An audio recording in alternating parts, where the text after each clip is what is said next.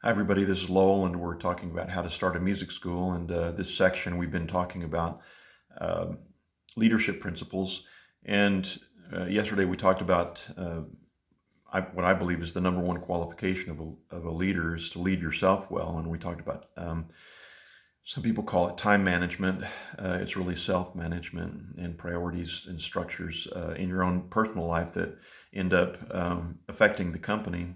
And so now, in today's thoughts, I wanted to talk about how you approach essentially management of people. And I was thinking about this book that Peter Drucker wrote, and he was talking about uh, the question of what is the most important or one, at the top level of management and leadership with people in a company.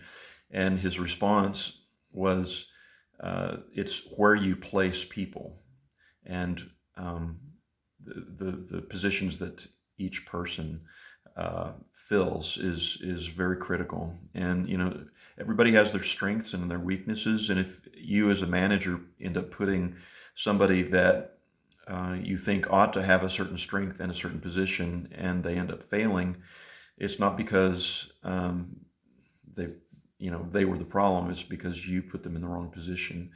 And this goes back to the first couple of principles that I talked about in the leadership section, and that is to believe in people and to see people's unique gifts and abilities. And so what you want to do as a leader is you want to place people into positions that they're going to be most effective. And that will maximize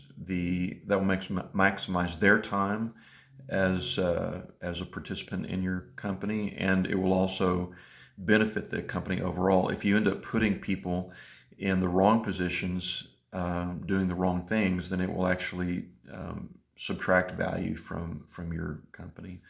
And so, how this relates to a music school, for example, let's say that I have somebody who is a really, really, really good piano teacher, but they don't relate well to little kids.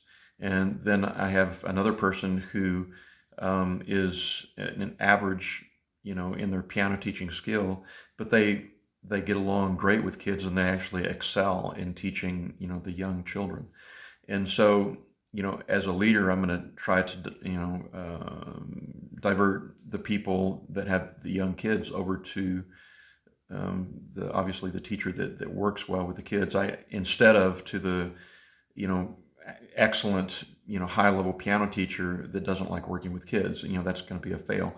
And so that little tiny, that little nuance of a decision can have huge implications if you do it if you start scaling that out to larger and larger situations.